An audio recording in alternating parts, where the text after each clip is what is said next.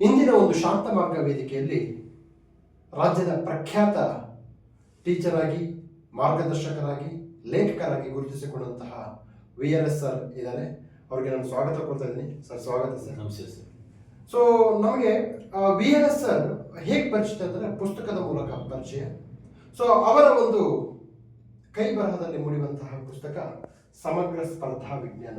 ವಿಶೇಷವಾಗಿ ಗಮನಿಸಬೇಕಾಗಿದೆ 15 years publications, 10ನೇ revised edition. ಅಂದರೆ ಇವರು 10 ಬಾರಿ ಅದನ್ನು ಮರು ಪ್ರಿಂಟ್ ಮಾಡಿದ್ದಾರೆ ಅಂತಂದ್ರೆ ಅದು ಪುಸ್ತಕದ ತಾಕತ್ತು ಅಂತ ನಾನು ಭಾವಿಸ್ತೀನಿ.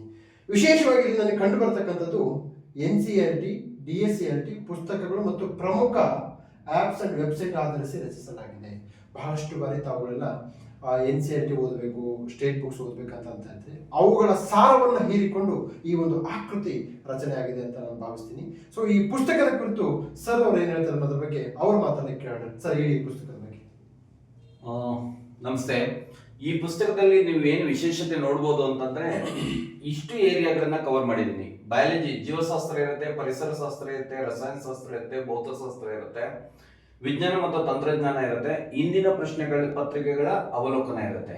ಏನಕ್ಕೆ ಬಯಾಲಜಿಯಿಂದನೇ ಇಟ್ಟಿದ್ದೀನಿ, ಜೀವಶಾಸ್ತ್ರದಿಂದನೇ ಇಟ್ಟಿದ್ದೀನಿ ಅಂತಂದ್ರೆ, ಸೈನ್ಸ್ ಅವ್ರಿಗೆ ಸೈನ್ಸ್ ಕಷ್ಟ ಆಗಲ್ಲ, ಆರ್ಟ್ಸ್ ಕಾಮರ್ಸ್ ಅವ್ರಿಗೂ ರೀಚ್ ಆಗಬೇಕು, ಸಬ್ಜೆಕ್ಟ್ ಇಂಟ್ರೆಸ್ಟ್ ಕ್ರಿಯೇಟ್ ಆಗಬೇಕು, ಸಿಂಪಲ್ ಟು ಕಾಂಪ್ಲೆಕ್ಸ್ ಅನ್ನೋ ಕಡೆಯಿಂದ ಸರಳದಿಂದ ಸಂಕೀರ್ಣತೆ ಕಡೆಗೆ ಹೋಗ್ಬೇಕು ಅನ್ನೋ ದೃಷ್ಟಿಯಿಂದ ಅದನ್ನ ಇಟ್ಟಿದ್ದೀನಿ.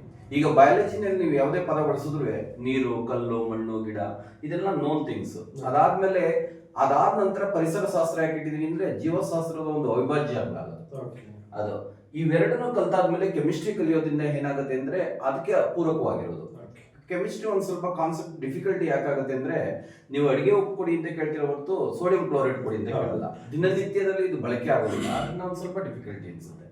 ಮೂರನೇದು ಭೌತಶಾಸ್ತ್ರ ಇಷ್ಟು ಇಂಟ್ರೆಸ್ಟ್ ಕ್ರಿಯೇಟ್ ಆಗಿದೆ ಅಂದ್ರೆ, ಇದು ಇಮ್ಯಾಜಿನೇಷನ್ ಮಾಡ್ಕೋಬೇಕಾಗುತ್ತೆ. ಒಂದು ಫೋರ್ಸ್ ಅಪ್ಲೈ ಆಗ್ತಾ ಇದೆ ಅಂತಂದ್ರೆ, ಫೋರ್ಸ್ ಅಪ್ಲೈ ಮಾಡ್ತಾ ಇರೋದು ಇಮ್ಯಾಜಿನೇಷನ್ ಮಾಡ್ಕೊಂಡು ಮಾತ್ರ ಕಾನ್ಸೆಪ್ಟ್ ಬರುತ್ತೆ.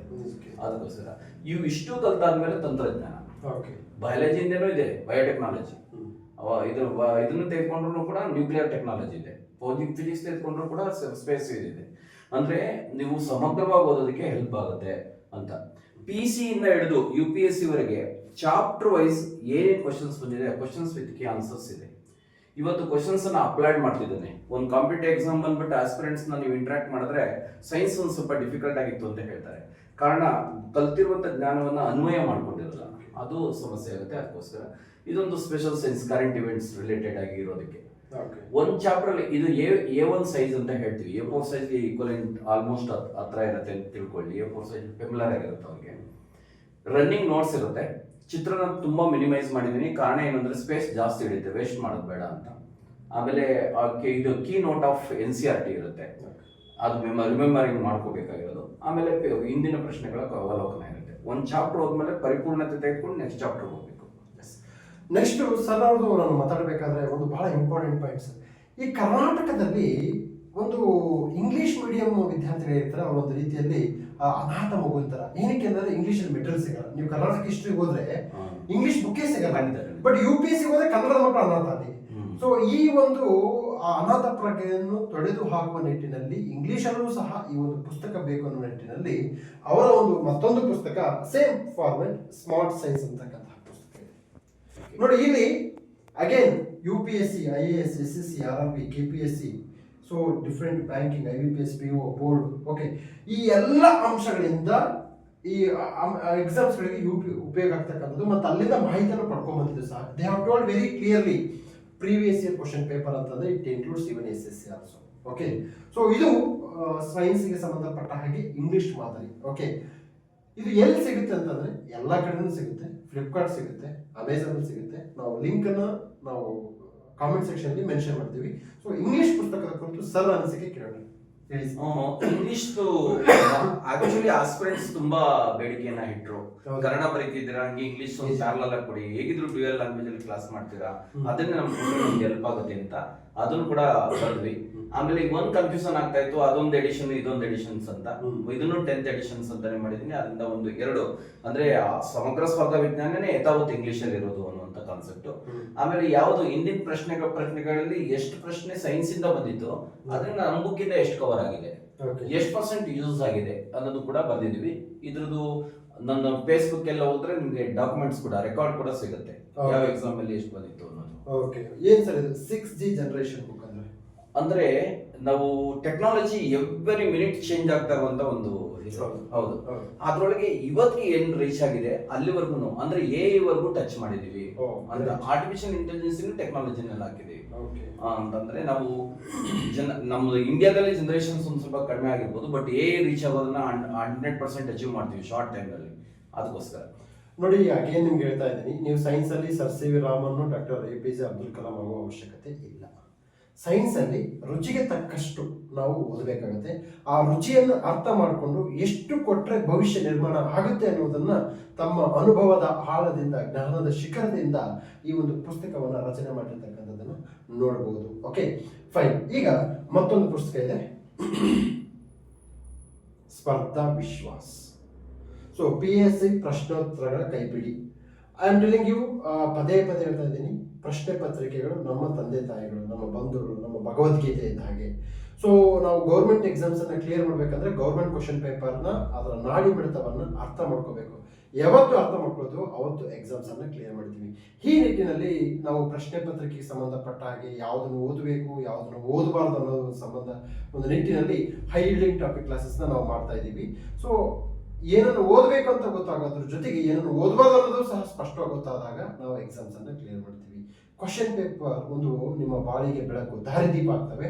ಸೊ ಪ್ರಶ್ನೆ ಪತ್ರಿಕೆ ಕುರಿತು ಸರ್ ಅವ್ರು ಏನ್ ಹೇಳ್ತಾರೆ ನೋಡೋಣ. ನೋಡಿ, ಸ್ಪರ್ಧಾ ವಿಶ್ವಾಸ ಅಂದ್ರೆ ಫೇತ್, ನಿಮ್ಗೆ ಆತ್ಮಸ್ಥೈರ್ಯವನ್ನು ತುಂಬೋದು ಅನ್ನುವಂಥದ್ದು. ಸ್ಪರ್ಧಾ ಅಂದ್ರೆ ಕಾಂಪಿಟೇಟಿವ್ ಅನ್ನೋದಕ್ಕೋಸ್ಕರ ಇಟ್ಟಿದ್ವಿ. ಇದು PC ನಲ್ಲೂ ಇದೆ, PSI ನಲ್ಲೂ ಇದೆ. ಎರಡಕ್ಕೂ ಒಂದೇ ಕಲರ್ ಇಟ್ಟಿದ್ವಿ, ಕಾರಣ ಇದು ಪೊಲೀಸ್ಗೆ ಸೂಟೇಬಲ್ ಕಲರ್, ಹೋಮ್ ಡಿಪಾರ್ಟ್ಮೆಂಟ್ ಗೆ ಸೂಟೇಬಲ್ ಕಲರ್. ಇದರಲ್ಲಿ ಸ್ಟಾರ್ ಇರುತ್ತೆ, ಅದರಲ್ಲಿ ಸ್ಟಾರ್ ಇರಲ್ಲ. ಓಕೆ, ಇದರಲ್ಲೂ 76 ಕ್ವಶನ್ಸ್ ಕವರ್ ಆಗಿದೆ, ಅದರಲ್ಲೂ ಕೂಡ 76 ಕ್ವಶನ್ಸ್ ಕವರ್ ಆಗಿದೆ. 76 ಪ್ರಶ್ನೆ ಪತ್ರಿಕೆಗಳ ಅವಲೋಕನವನ್ನು ಇದ್ರೊಳಗೆ ಮಾಡಿದೀವಿ. PSI ಒಂದೇ ತೆಗೆದುಕೊಳ್ಳ, PSI ಗೆ ಪ್ಯಾರಲಲ್ ಆಗಿ ಒಂದಷ್ಟಿವೆ. ಈಗ ಮೊದಲಿಗೆ ನೀವು ತೆಗೆದುಕೊಂಡ್ರೆ revenue inspector, excise inspector, veterinary inspector, ಇವೆಲ್ಲ ಒಂದು ಪ್ಯಾರಲಲ್ ಎಕ್ಸಾಮ್ಸ್. ಅವನು ಕೂಡ ಕವರ್ ಮಾಡಿದೀವಿ. ಇದೆಲ್ಲ ಅದ್ರಿಂದ ಏನಾಗುತ್ತೆ ಅಂತಂದ್ರೆ ಎಕ್ಸಾಮ್ ಇವೇನಾಗುತ್ತೆ ಅಂದ್ರೆ ಮುಂದಿನ ಎಕ್ಸಾಮ್ ನ ಕಾನ್ಫಿಡೆಂಟ್ ಇಂದ ಬರೆಯುವಂತ ಆತ್ಮಸ್ಥೈರ್ಯವನ್ನು ತುಂಬುತ್ತೆ. ಇವತ್ತು ನಾವು ಒಂದ್ ಸ್ವಲ್ಪ ಗೊಂದಲ ಮಾಡ್ತಾ ಇದೀವಿ ಅಂತ ಅನ್ಕೊಳ್ತೀವಿ. C ಗ್ರೂಪ್ ಎಕ್ಸಾಮ್ಗೂ ಕೂಡ ಎಕ್ಸ್ಪ್ಲನೇಷನ್ಸ್ ನ ಕೊಡ್ತಿದ್ದಾರೆ ಇವತ್ತು. ನನ್ನ ಪ್ರಕಾರ C ಗ್ರೂಪ್ ಎಕ್ಸಾಮ್ಸ್ ಗೆ ಎಕ್ಸ್ಪ್ಲನೇಷನ್ಸ್ ಅವಶ್ಯಕತೆ ಇಲ್ಲ, ಕಾರಣ ಕೀ ಆನ್ಸರ್ ಅದಕ್ಕೆ ಬೇಕಾದಂತ ಆನ್ಸರ್ ಸರ್ಫೇಸ್ ಅಲ್ಲಿ ಇರುತ್ತೆ. ಅದನ್ನ ನೇರವಾಗಿ ಆನ್ಸರ್ನೇ ಅಟ್ಯಾಕ್ ಮಾಡಬಹುದು, ಬಟ್ ಅದ್ರೊಳಗೆ 4 ಅನಾಲಿಸಿಸ್ ಮಾಡಿದ್ರೆ ಸಾಕು. ಎಸ್, ಇದು ಸರ್ ಅವರ ಅನುಭವದ ಮಾತು. ಸರ್ ಅವರ ಕ್ಲಾಸ್ ಸಹ ಅವೈಲೇಬಲ್ ಇರುತ್ತೆ, ಸೈನ್ಸ್ ಸಂಬಂಧಪಟ್ಟ ಕ್ಲಾಸ್ ಅನ್ನು ಸಹ ಮಾಡ್ತಾ ಇದ್ದಾರೆ. ಸೊ ಆಸಕ್ತರು, ನನಗೆ ಸೈನ್ಸ್ ಕಬ್ಬಿಣದ ಕಡಲೆ ಅಂತಕ್ಕಂಥವ್ರು ಸರ್ನ ಕ್ಲಾಸ್ಗಳನ್ನ ಉಪಯೋಗಿಸಿಕೊಂಡು ತಾವು ಸಾಧನೆಯ ಶಿಖರವನ್ನ ಏರಬಹುದು. ಸರ್ ಅವರ ಕಾಂಟ್ಯಾಕ್ಟ್ ನಂಬರ್, ಸರ್ ತಮ್ಮ ಕಾಂಟ್ಯಾಕ್ಟ್ ನಂಬರ್ ಏನಿದೆ ಹೇಳ್ಬಿಡಿ ಸರ್. ನಮ್ದು ಒಂದು ಅಕ್ಯುರೇಟ್ ಕೋಚಿಂಗ್ ಸೆಂಟರ್ ಅಂತ ಆ್ಯಪ್ ಅನ್ನ ಡೆವಲಪ್ ಮಾಡಿದೀವಿ. ಅದರಲ್ಲಿ ಸೈನ್ಸ್ ಕ್ಲಾಸ್ ನಿಮ್ಗೆ ಅವೈಲೇಬಲ್ ಇರುತ್ತೆ, ತೆಗೆದುಕೋಬಹುದು. ನಿಮ್ಗೆ ಅದರಲ್ಲಿ ಆ್ಯಪ್ ಅಲ್ಲಿ ಹೋಗಿ ಡೌನ್ಲೋಡ್ ಮಾಡ್ಕೊಳಕ್ ಆಕ್ಸೆಸ್ ಆಗಲಿಲ್ಲ ಅಂತಂದ್ರೆ ನಾನು ಈಗ ಹೇಳುವಂತ ನಂಬರ್ನ ಮಾಡ್ಕೊಂಡ್ರೆ ನಾನು ಅವೈಲಬಿಲಿಟಿ ಇರ್ತೀನಿ. ನೀವು ವಾಟ್ಸಪ್ ಅಲ್ಲಿ ಅಂತ ಕಳಿಸಿದ್ರೆ ನಾನು ಲಿಂಕ್ ಕಳಿಸ್ತೀನಿ. ಲಿಂಕ್ ಹೋಗೋದು ತುಂಬಾ ಈಸಿ ಆಗುತ್ತೆ. 9141441910. ಇನ್ನೊಮ್ಮೆ ರಿಪೀಟ್ ಮಾಡ್ತೀನಿ, 9141441910. ಈ ನಂಬರ್ ನಮ್ಮ ಬುಕ್ ಮೇಲೆ ಇರುತ್ತೆ. ಎಲ್ಲ ರೆಪ್ಯೂಟೆಡ್ ಬುಕ್ ಸ್ಟಾಲ್ ಅಲ್ಲೂ ಸಿಗುತ್ತೆ, ಆನ್ಲೈನ್ ಅಲ್ಲಿ ಕೂಡ ಅವೈಲಬಿಲಿಟಿ ಇದೆ. ಸೊ ಇದು ಸರ್ ಅವರ ಅನುಭವದಾಳದ ಮಾತುಗಳು. ಅವರ ಪುಸ್ತಕಗಳು ಲಭ್ಯ ಇದೆ, ಅವರ ಕ್ಲಾಸಸ್ ಸಹ ಲಭ್ಯ ಇದೆ. ಅವುಗಳನ್ನು ಬಳಸಿಕೊಂಡು ತಾವು ಅಂದುಕೊಂಡಂತಹ ಕನಸಿನ ಹುದ್ದೆಯನ್ನು 2026ರಲ್ಲಿ ಖಂಡಿತವಾಗಿ ನೀವು ತಲುಪಲೇಬೇಕು ಅಂತಹ ಒಂದು ಆಶಯದೊಂದಿಗೆ ನಾವು ಈ ಒಂದು ವಿಡಿಯೋಗೆ ಮಂಗಳವಾರದಿದ್ದೇವೆ. ನಮಸ್ಕಾರ.